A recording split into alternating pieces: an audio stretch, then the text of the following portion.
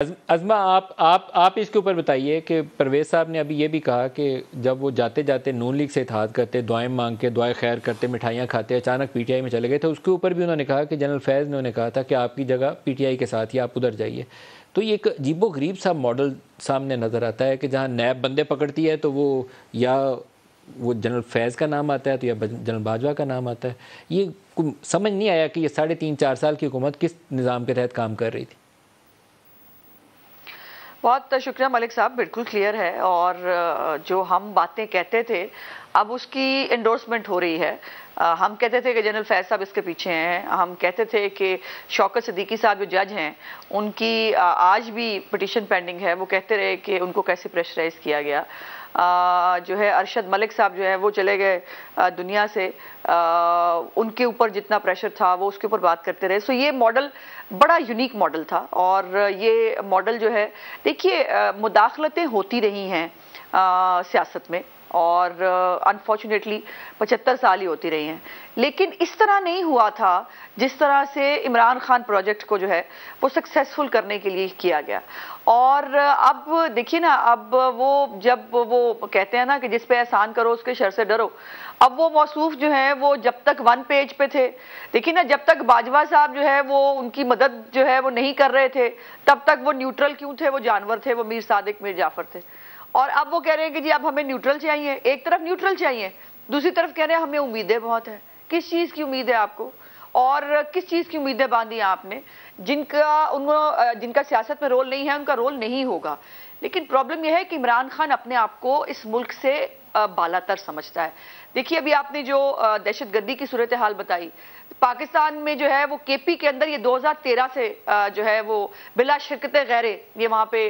حکمران ہیں، لیکن کے پی کے کا جو چیف منسٹر ہے وہ جو ہے وہ بیٹھا ہے اسمبلی توڑوانے کے لیے، وہ میٹنگز کے اندر روز حاضری دے رہا ہے بادشاہ سلامت کے پاس۔ اس کو کوئی فرق نہیں پڑتا کہ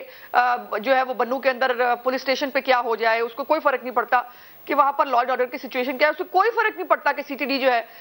وہ کن مسائل کا شکار ہے۔ پاکستان میں دہشت گردی جو ہے وہ دوبارہ سر اٹھانے لگی ہے، لیکن عمران خان کو الیکشن چاہیے۔ سیلاب زدگان ابھی بھی ہماری مدد کے لیے بیٹھے ہیں، لیکن عمران خان کو جو ہے وہ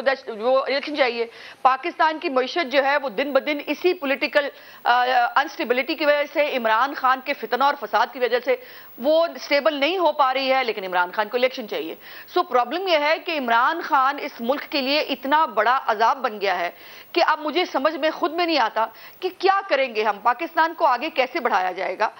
دیکھیے پاکستان کو سلامت رہنا ہے انشاءاللہ تا قیامت، اور حکومتیں آتی جاتی رہتی ہیں۔